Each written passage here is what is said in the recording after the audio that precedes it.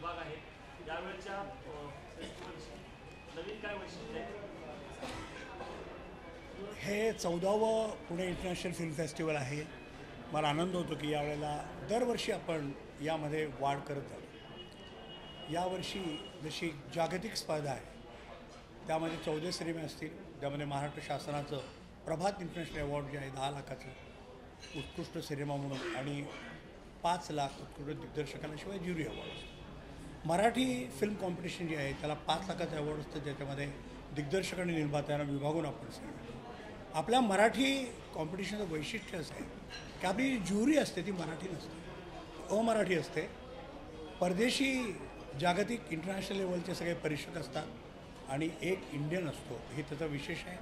आणि भारतामधल्या कुठल्याही फिल्म फेस्टिवलमध्ये अशा पद्धतीनं रिजनल कॉम्पिटिशन केली जाते. उद्दिष्ट असं आहे की मराठी सिनेमा जागतिक पातळीवरती कुठपर्यंत उतरतो, रचनात्मक किंवा तांत्रिकदृष्ट्या आपण कुठे आहोत याचा पत्ता लागतो की जेव्हा आंतरराष्ट्रीय ही सिनेमा पाहतो. त्यानंतर बाकी वेगवेगळे जे कॉम्पिटिशन त्यामध्ये इंटरनॅशनल स्टुडंट फिल्म कॉम्पिटिशन आहे, फोक्सवॅगन आणि विस्लिंग, यामध्ये लाईव्ह ॲक्शन आणि ॲनिमेशन असं आहे.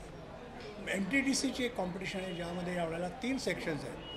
एक बीचेस असा आहे, दुसरं औरंगाबाद आणि तिसरं व्याघ्र प्रकल्प जे विदर्भात आहे त्याच्यावरती 3 वेगवेगळे सेक्शन. आणि या सगळ्यांना 1,25,000 आणि 75,000 असे अवॉर्ड. एक नवीन स्पर्धा यशवंत इंटरनॅशनल फिल्म फेस्टिवल जी आपलीच बॉडी मुंबईतली आहे त्यांनी यावेळेला महाराष्ट्रातल्या सगळ्या विद्यार्थ्यांना ग्रॅज्युएट, अंडर ग्रॅज्युएट आणि पोस्ट ग्रॅज्युएट यांच्यासाठी एक स्पर्धा जाहीर केली आहे. चेंजिंग महाराष्ट्र, बदलता महाराष्ट्र हा त्याचा विषय आहे. आणि तुम्हाला ॲनिमेशन करायचं असेल, डॉक्युमेंटरी असेल किंवा फीचर फिल्मसारखं काही फिक्शनसारखं करायचं असेल तुम्ही मोकळे आहात, पण 5 मिनटं हा त्याचा अवधी आहे. आणि त्यासाठी 1,75,000 आणि 50,000 अशी त्याची अवॉर्ड. मला यावेळेला विशेष असं म्हणायचं, हे सगळं दरवर्षी असतं. यावेळेला एक असं पहिल्यांदा पुणे फाउंडेशनने असं केलं की पुण्यातल्या सगळ्या जेवढ्या युनिव्हर्सिटीज आहेत त्यांना सगळ्यांना एकत्र आणण्याचं काम आपण केलं. आणि माध्यम हे त्याचं कॉन्सन्ट्रेशन आहे. MIT ग्रुप प्रचंड मोठा ग्रुप आहे, त्यांच्या अनेक गोष्टी इथे आहेत. त्यांचं नवीन आता फिल्म स्कूल सुरू झालेलं आहे, त्यांनीसुद्धा मोठ्या पद्धतीने भाग घ्यावा अशी कल्पना. भारती विद्यापीठ त्यांनीसुद्धा त्यांच्याकडे जे काही कलात्मक या गोष्टीसाठी असणारे विभाग आहेत ते सिम्बायसिस आणखीन एक इंटरनॅशनली नोन असणारी आणखीन एक युनिव्हर्सिटी आहे. त्यानंतर त्या सिम्बायसिसने सुद्धा फार वेगळ्या पद्धतीने भाग घ्यायचा आहे. काही सेक्शन्स त्यांनी करायचे.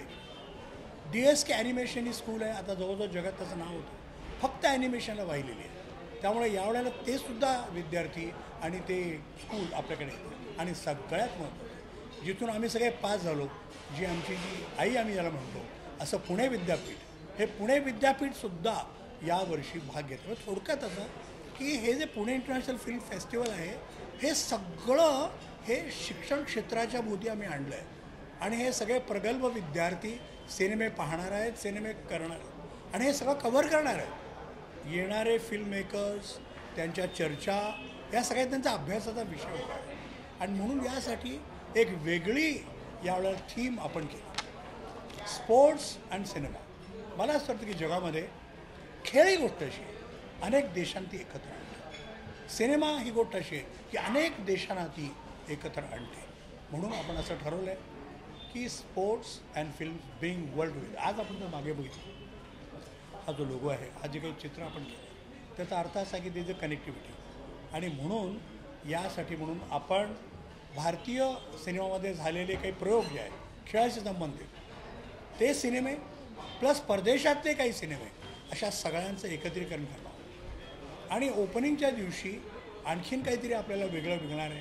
काही पाहुणे खास या गोष्टींशी जुळलेले आपल्याला दिसतील आणि ते पुढच्या प्रेस कॉन्फरन्समध्ये तुम्हाला दिसेल. तर यावेळेला पुणे इंटरनॅशनल फिल्म फेस्टिवलचं स्वरूप हे वेगळ्या पद्धतीचं आहे. फिल्म डिव्हिजन, NFI, हे पोस्टरचं जे प्रदर्शन आहे फार वेगळ्या पद्धतीने या ठिकाणी होईल. FDचं फार वेगळ्या पद्धतीने होईल. आणि हे सगळे अनेक सिनेमे जवळजवळ 200-250 सिनेमे यावेळेला असतील, अनेक सेक्शन्स आहेत. पुढच्या वेळेला आपण आणखीन जास्त याला गोष्टी बोलू. 3 दिन ग्लोबल सिनेमा अदर